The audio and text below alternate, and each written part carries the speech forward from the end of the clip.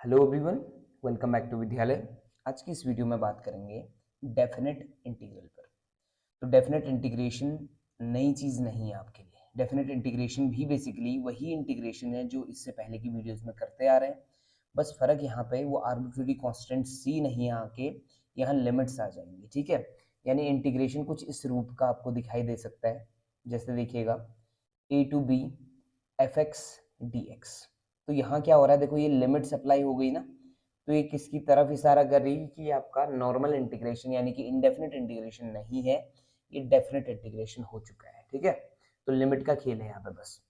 अब लिमिट का खेल है तो पहले यहाँ समझना है कि इसके जो क्वेश्चंस हैं उनको हम कुछ शॉर्टकट वे में कर सकते हैं, शॉर्टकट तरीके से किया जा सकता है। तो उसके लिए आपको प्रॉपर्टीज पता होनी चाहिए। ठीक है, तो आज हम बात करेंगे प्रॉपर्टीज ऑफ डेफिनेट इंटीग्रल की। तो पहली प्रॉपर्टी को हम पी नॉट से दर्शाते हैं।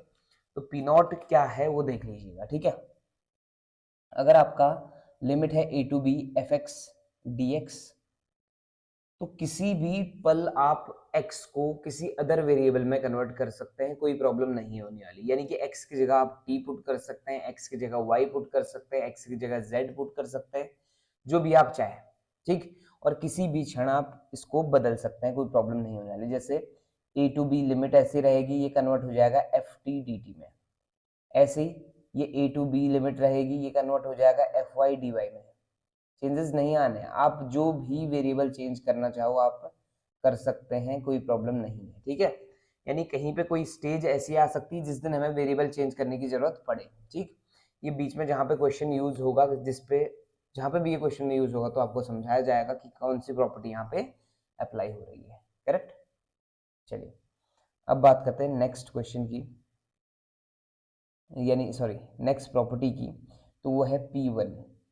तो P1 प्रॉपर्टी क्या कहती है कि अगर आप A to B F x D X जा रहे हैं ना, यानी कि आपका रास्ता शुरुआत कहाँ से होती है, ए से, और एंड कहाँ होता है, बी पर, तब तो ठीक है। लेकिन अगर आप रास्ता बदलने की कोशिश करते हैं, यानी कि बी से चाहते हैं आप ए जाए, तो बाकी चेंजेस नहीं आएंगे। इसी में आपका बाहर से साइन क्या लग जाएगा, माइनस। यानी कि लिमिट इंटरचेंज करने पर आप बाहर से नेगेटिव साइन लगाएंगे। क्लियर। अब बात करते हैं P2 की। तो सेकंड प्रॉपर्टी कहती है कि A to B F x D X अगर आप जा रहे हैं ना, तो बीच में विश्राम कर सकते हैं, बिल्कुल कोई दिक्कत नहीं होने वाली। आप बीच में स्टॉप ले सकते हैं। जैसे अगर आप 1 से 10 तक जा रहे हैं तो आप इसको टुकड़ों में तोड़ सकते हैं। 1 से 2 चले जाइए, 2 से 7 चले जाइए, प्लस 7 से 10 चले जाइए, कोई प्रॉब्लम नहीं है। कितने भी टुकड़े इसके बना सकते हैं, आपका आंसर सेम आएगा। तो ऐसे ही मैं इसमें ये कहना चाह रहा हूँ कि ए से बी ना जाके आप डायरेक्टली ए से पहले कहाँ, सी गए, और उसके बाद आप गए सी से B, F x D X. Clear इतना। तो ये प्रॉपर्टीज हैं, ये कुछ बेसिक बेसिक प्रॉपर्टी, यानी कि P not P one P two, यहाँ तक तो नॉर्मल चल रहा है। लेकिन अब जो पी थ्री मैं आपके सामने प्रेजेंट कर रहा हूँ, वो पी थ्री बहुत इंपॉर्टेंट है। ठीक है, इसको इग्नोर नहीं कर सकते आप। चलिए पी थ्री क्या कहती है वो देखते हैं। पी थ्री कहता है कि अगर ए से B F x D x है, तो आप क्या लिख सकते, इसे लिख सकते हैं आप ए से B f of a plus b minus x D x. यानी ये जरूरत पड़ने पर आप इस चीज को इस तरह से रिप्रेजेंट कर सकते हैं। ठीक है ना। ठीक, चलिए अभी ये P3 का यूज बताऊंगा किस क्वेश्चन में किस तरह से किया जाता है। और P3 को ही वापस से मॉडिफाई करके P4 बनाया गया है। P4 क्या है देखिए जरा, 0 to a F x D x को आप लिख सकते हैं 0 to a F of a minus x D x. इस तरह से लिखा जा सकता है इसको। ठीक, यानी कि क्या हो रहा था, देखो P3 और P4 में डिफरेंस क्या है, यहाँ A था, ये ऊपर जो अपर लिमिट थी वो क्या थी, B थी। ठीक, और ऐसे ही आपका चेंज क्या हुआ, A की जगह 0 आ गया और B की जगह A आ गया, तो यहाँ पे थोड़ा सा चेंज आ गया, A प्लस बी की जगह सिर्फ A रह जाएगा। आप क्लियर। ठीक, P4 तक भी आपको समझ आ गया होगा। अब बात करते हैं P5 की। तो P5 क्या है वो देखिएगा। देखिए P5 कहता है कि 0 to 2a F x D x. इसमें भी आप क्या कर सकते हैं, 0 to a चले जाइए और एफ एक्स डी एक्स लिखिए, plus 0 to a F of 2a minus x और डी एक्स। ठीक है, ये एक नया फॉर्मूला हो गया P5। इस तरह से काम किया जा सकता है, 0 to 2a fx dx को हम ब्रेक कर सकते हैं 0 to a fx dx plus 0 to a f2a minus x में। अब यहीं से ना एक नया रिजल्ट निकल के आता है जिसे हम P6 कह देते हैं, बट जरूरत है नहीं P6 कहने की, पर P5 का ही सेकेंड पार्ट कह सकते हैं उसे, पर P6 से इसे डिनोट कर रहा हूँ। ठीक है, क्या कहता है वो देखिएगा। इसकी वैल्यू कभी twice of 0 to a fx dx हो जाती है और कभी इसकी वैल्यू 0 हो जाती है। और ये डिपेंड किस पे करता है? ये डिपेंड करता है कि f of 2a minus x अगर fx के इक्वल है तो उस दिन ये ट्वाइस हो जाएगा, और अगर f of 2a minus x किसके बराबर है? माइनस एफ एक्स के बराबर है, तो उस दिन ये 0 हो जाएगा। आप देख पा रहे होंगे इसमें ये fx dx है, अगर ये f 2a माइनस एक्स की वैल्यू fx हो गई तो ये भी fx और ये भी पोर्शन fx, तो 2 टाइम्स ऑफ fx वाला पोर्शन हो जाएगा। लेकिन अगर इसकी वैल्यू नेगेटिव हो गई तो उस दिन ये this minus that is equal to क्या आ जाएगा? 0 आ जाएगा। तो P6 जो है एक्चुअल में P5 का ही अगला हिस्सा है। ठीक है, अब बात करते हैं P7 की। तो P7 क्या कहता है वो देख लीजिए। अगर आपकी लिमिट है माइनस ए से plus A F x D x, तो इसके दो आंसर्स आ सकता है। एक आ सकता है twice of 0 to a F x D x, है ना, और एक आ सकता है आंसर 0। अब ट्वाइस कब आएगा? ट्वाइस तब आएगा जब आपका f ऑफ माइनस एक्स की जो वैल्यू है वो कितने के बराबर हो? एफ एक्स के बराबर हो। इसे कहते हैं इवन फंक्शन भी कहते हैं इसको। क्या कहते हैं जी इसको? Even function. यानी कि जब फंक्शन इवन होगा तो उस टाइम पे ये ट्वाइस हो जाएगा, और अगर फंक्शन ऑड हुआ, ऑड मतलब होता है यहाँ पे माइनस बाहर आ जाना बस, ठीक, इसे ऑड फंक्शन कहते हैं। तो अगर फंक्शन ऑड हुआ तो वैल्यू 0 हो जाएगी, और फंक्शन अगर इवन हुआ तो twice of 0 to a F x D x हो जाएगा। क्लियर इतना? ठीक, चलिए, तो ये प्रॉपर्टीज सारी की सारी आपको समझा दी गई हैं। अब बात करते हैं कि क्वेश्चन किस तरह से आप अटेम्प्ट करेंगे। तो सबसे पहले तो मैं एक बेसिक क्वेश्चन से लेके चलूं कि आप डेफिनेट को किस तरह से डील करने वाले हैं। जैसे एक छोटा सा एग्जांपल लेके चलते हैं। क्वेश्चन है 1 to 2 एफ एक्स की जगह मान लिया x है, सिंपल x dx। ठीक, तो आपने क्या करना है? x का इंटीग्रेशन करना है नॉर्मली जैसे इंडेफिनिट में किया जाता था। क्या आ जाएगा? x का इंटीग्रेशन x स्क्वायर बाई 2। अब यहाँ c नहीं लगेगा, वो जो आर्बिट्रेरी कांस्टेंट लगता था वो नहीं लगने वाला है। आप क्या करेंगे? यहाँ 1 और 2 लिख देंगे। इंटीग्रेशन होने के बाद एक स्क्वायर ब्रैकेट लगाएंगे और उसको इस तरह से अप्लाई करेंगे। अब क्या करना है आपने? x की जगह अपर लिमिट रख दीजिए 2 square upon 2 minus lower limit. तो अपर लिमिट कितनी आ गई? 4/2 minus lower limit 1/2, that is 2 minus 1/2 कितना आ जाएगा? 3/2 आपका फाइनल आंसर हो जाएगा। तो इस बार जो डेफिनेट इंटीग्रल है इसमें आपके जो आंसर्स हैं वो पर्टिकुलरली नंबर्स में आना शुरू हो जाएगा। ठीक है, क्योंकि यहाँ आर्बिट्रेरी कांस्टेंट नहीं आता है, तो आपने इस तरह से इस पर काम करना है। क्लियर? अब आपके कुछ क्वेश्चंस और उठा दें कि कैसे आप क्वेश्चन कर सकते हैं और क्यों रास्ता जो है ब्रेक करने की जरूरत पड़ती है। यानी कि जितनी प्रॉपर्टीज हैं हम ट्राई करेंगे कि हर तरह की प्रॉपर्टी का एक एक क्वेश्चन उठा लिया जाए, जिससे कि आपको आसानी हो समझने में। ठीक है, चलिए जी आगे बढ़ा जाए। अब सबसे पहले बात कर रहे हैं कि जो रास्ता बदलने वाला कॉन्सेप्ट था, यानी कि P2 की मैं बात कर रहा था, जिसमें हमने ब्रेक लिया था कि A से B ना जाके A से C गए फिर C से B गए थे। ठीक, तो उस तरह की प्रॉपर्टीज का यूज कहाँ किया जा सकता है उसकी हम बात करेंगे सबसे पहले। ठीक, चलिए, तो सबसे पहले आपने ध्यान देना है कि जैसे मान लिया -1 से लेके 2 तक आपका फंक्शन है। ठीक है, -1 से लेके कहाँ तक? 2 तक। ठीक, और यहाँ लिखा हुआ है mod of x plus x minus 1, mod of x minus 1 और dx। अब मॉड में लिखा हुआ है फंक्शन। ठीक, तो मॉड में अगर फंक्शन लिखा हुआ है तो आप डायरेक्टली सॉल्व नहीं कर पाएंगे। फंक्शन को जो मॉड्यूलस वाला पोर्शन है उसको हटाना पड़ेगा आपको, यानी कि इसको ब्रेक करने की जरूरत पड़ने वाली। तो ध्यान से सुनिएगा, अगर आपने ध्यान दिया था तो कंटिन्यूटी एंड डिफरेंशियबिलिटी जहां हमने सॉल्व किए हुए थे वहां हमने मॉड्यूलस वाले फंक्शंस को किस तरह से ट्रीट करना है वो सब कुछ बताया हुआ है। ठीक है, यानी कि जो मॉड एक्स है, मॉड एक्स माइनस 1, ये एक्चुअल में क्या है? माइनस ऑफ एक्स माइनस 1 है और प्लस ऑफ एक्स माइनस 1 है। ठीक, ये प्लस ऑफ एक्स माइनस 1 है। ये कब होगा? जब x less than equal to -1 है, या x लेस देन किससे? 1 और ये आपका x greater than equal to 1। यानी आपको वापस समझा दूं मैं, ये जो मॉड वाली चीजें हैं ये बदलती कहाँ से हैं, जो अंदर वाली चीज को 0 पुट करके वैल्यू निकालो आप, x की वैल्यू कितनी आ जाएगी 1। यानी 1 से लेफ्ट में जो ये मॉड्यूलस वैल्यू है वो नेगेटिव के साथ डील करेगी और 1 से राइट में पॉजिटिव के साथ। तो हमें क्या करना पड़ेगा, इस रास्ते को कहाँ पे जाके तोड़ना पड़ेगा, 1 पे जाके तोड़ना पड़ेगा। यानी हम इसे क्या करने वाले हैं देखिएगा, -1 से 1 जाऊंगा और यहाँ लिख दूंगा मॉड x-1 की जगह माइनस ऑफ x-1 dx और प्लस, अब 1 से 2 चले जाएंगे और माइनस की जगह यहाँ क्या आने वाला है, मॉड की जगह प्लस।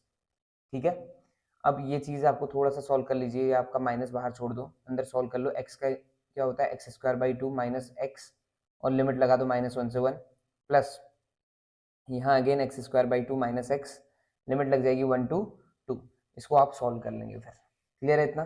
तो ब्रेक करने की कब जरूरत पड़ रही है, जब चीजें मॉड्यूलस में दी होंगी, और मॉड्यूलस में आपका कनेक्टिंग पॉइंट ढूंढना होता है आपने, और कनेक्टिंग पॉइंट कैसे ढूंढा जाता है वो थोड़ा सा डेमो यहाँ पे दे दिया है, और अगर इससे ज्यादा जानना है तो कंटिन्यूटी पे जाके जल्दी से चेक कर लेंगे। ठीक है, तो ये आपको कौन सी प्रॉपर्टी समझा दी मैंने आपको, P2 जो मैंने बताया था आपको, उसका एप्लीकेशन समझा दिया कि आपने किस तरह से उसका इम्प्लीमेंटेशन करना है पर्टिकुलर क्वेश्चन में। ठीक, चलिए अब बात करते हैं, एक और क्वेश्चन उठाते हैं जरा। क्वेश्चन है -π/4 से +π/4। जब भी इस तरह के क्वेश्चन आपके दिमाग में आए तो इसके बारे में सोच लेना, जो आपका P7 पे हमने काम किया हुआ था। ठीक, यानी -a से a वाला, या तो ये ट्वाइस की तरफ इशारा करेगा या ये किसकी तरफ इशारा करेगा, 0 की तरफ। वो डिपेंड करता है कि द फंक्शन इज इवन और ऑड। क्लियर? और अंदर फंक्शन दिया हुआ है आपको sin स्क्वायर x dx। तो इवन और ऑड चेक करना है तो पहले फंक्शन को उठा लो। फंक्शन कौन है, sin स्क्वायर x है, और sin स्क्वायर x में अगर आप -x रखते हैं तो ये बन जाएगा sin स्क्वायर -x, और sin -x की वैल्यू माइनस sin x होती है, बट बाहर से स्क्वायर है तो अगेन ये क्या हो जाएगा, sin स्क्वायर x। तो ये क्या बन गया, fx के इक्वल आ गया, यानी f minus x again is equal to fx। तो ट्वाइस की तरफ आपका इशारा कर रहा है, यानी इसे i मान लिया जाए तो i इज इक्वल टू हम क्या लिख सकते हैं, 2 times of 0 to π/4 of sin square x dx। तो इस तरह से लिखा जा सकता है इसको। ठीक है, कोई प्रॉब्लम नहीं शायद। अब आपको सब पता होगा कि ये जो चीजें हैं, जो ट्रिग्नोमेट्रिक टर्म्स है ना, इनको आप नॉर्मली सॉल्व नहीं कर सकते, यानी कि इनको पावर्स में सॉल्व नहीं कर सकते, हमें इसको क्या करना पड़ता है, लीनियर में कन्वर्ट करना पड़ता है, जो वहां हम काम किया करते थे किसमें, इससे पहले इंडेफिनिट इंटीग्रल में। 2 sin स्क्वायर एक्स लिख दिया मैंने इसको, है ना। 2 sin स्क्वायर एक्स को कहीं देखा हुआ है आपने, कहाँ देखा हुआ है जल्दी से बता दें, cos 2x के फॉर्मूले में। cos 2x का फॉर्मूला क्या हुआ करता था, 1 - 2 sin स्क्वायर एक्स। तो यहाँ से आपको समझ आ गया होगा, 2 sin स्क्वायर को हम क्या लिख रहे हैं, 1 माइनस cos 2x, और लिमिट 0 to π/4। ठीक है, अब इसका इंटीग्रेशन अगर आप करते हैं तो x का 1 का क्या हो जाएगा, x हो जाएगा, माइनस cos 2x का हो जाएगा sin 2x, और अपॉन में क्या 2, और लिमिट लग जाएंगी 0 to π/4। अपर लिमिट रखते हैं तो ये बन गया π/4 माइनस sin π/2 1 बनेगा तो 1/2, और लोअर लिमिट रखते हो तो ये 0 माइनस sin 0 अगेन 0। तो ये इस तरह से आ जाएगा π/4 माइनस हाफ, ये आपका फाइनल आंसर हो जाएगा। क्लियर इतना? ठीक, तो चीजें समझ आ रही हैं कि आपको किस तरह से इम्प्लीमेंटेशन करना है क्वेश्चंस में इन प्रॉपर्टीज का। ठीक है, अब यहाँ सबसे मोस्ट जो फेमस, यानी कि सबसे ज्यादा फेमस कोई प्रॉपर्टी है तो वो है P4। P4 का बहुत बड़ा रोल है। ठीक है, और क्वेश्चन मैक्सिमम कहाँ से बन सकता है, आपका P4 से बन सकता है। तो देखिए इस P4 की प्रॉपर्टी, यानी P4 का यूज करने वाला हूँ इस पर्टिकुलर क्वेश्चन में। तो अगर मान लो i इज इक्वल टू दिया हुआ आपको 0 to π, ठीक, और यहाँ दिया हुआ है x sin x upon 1 plus cos square x, ये दिया हुआ है क्वेश्चन। तो आप क्या करेंगे, इस तरह के जब भी क्वेश्चन दिखाई देते हैं, जब कोई रास्ता नहीं दिखाई दे रहा है और चीज है डेफिनेट इंटीग्रल, तो आपने क्या करना है, एक बार तो ट्राई करना बनता है कि P4 ट्राई कर लीजिए। ठीक है, तो मैं P4 ट्राई कर रहा हूँ। तो P4 कहता है 0 to π ऐसे ही छोड़िए, और यहाँ लिख दीजिए पाई माइनस एक्स, जहाँ जहाँ एक्स है वहाँ वहाँ आप क्या लिखेंगे, पाई माइनस एक्स लिख देंगे। ठीक है, ये बन जाएगा 1 plus cos pi minus x का होल स्क्वायर लिख रहा हूँ, बाहर लिख रहा हूँ स्क्वायर, कोई दिक्कत नहीं होने वाली। ठीक है, इतना यहाँ तक कंफर्म हो गया। अब आप क्या करेंगे, इस P4 का यूज करिए, जरा लिखिए क्या क्या आ सकते हैं वैल्यूज। ये तो आपका पाई माइनस एक्स ही रहेगा, और अंदर आप आएंगे तो sine pi minus x. Sine pi minus x का मतलब हो गया कौन सा कोऑर्डिनेट, सेकंड कोऑर्डिनेट, सेकंड में साइन पॉजिटिव रहता है तो ये बन जाएगा साइन एक्स अगेन, और नीचे कॉस सेकंड में नेगेटिव तो होता है बट स्क्वायर है तो ये फिर से क्या रहने वाला है, 1 प्लस कॉस स्क्वायर एक्स रहने वाला है। अब इसको मैं डिस्ट्रीब्यूट कर रहा हूँ, 0 टू पाई ऐसे रहा, ये बन गया pi sine x upon 1 plus cos square x, और साथ में डी एक्स आएगा, और plus sorry minus integration of 0 to pi x sine x upon 1 plus cos square x और डी एक्स। तो ये जो चीज़ आपको बाद वाली दिख रही है एक्चुअल में वापस से क्या है, आई है ये, और ये अगर आई है तो लेफ्ट में जाके कितने आई हो जाएंगे, 2i। 2i इक्वल टू क्या आ गया, 0 टू पाई, और पाई को कांस्टेंट है तो बाहर ले लो, ये बन जाएगा साइन एक्स अपॉन क्या, 1 प्लस कॉस स्क्वायर एक्स और डी एक्स। अब आप क्या कर सकते हैं, अब आप cos x को आप t मान सकते हैं, है ना। cos x को t मानते ही ऊपर जो साइन है ना वो dt में कवर हो जाएगा, तो यहाँ पे सब्स्टिट्यूशन का मैं यूज कर सकता हूँ। ठीक, चलिए तो आगे बढ़ाते हैं। तो ये क्या बन जाएगा, 2i इज इक्वल टू पाई ऐसे रहा, ये 0 टू पाई बाई 4, एक बार लिमिट चेक कर लेना, 0 to pi I am sorry, ये है 0 टू पाई। ठीक,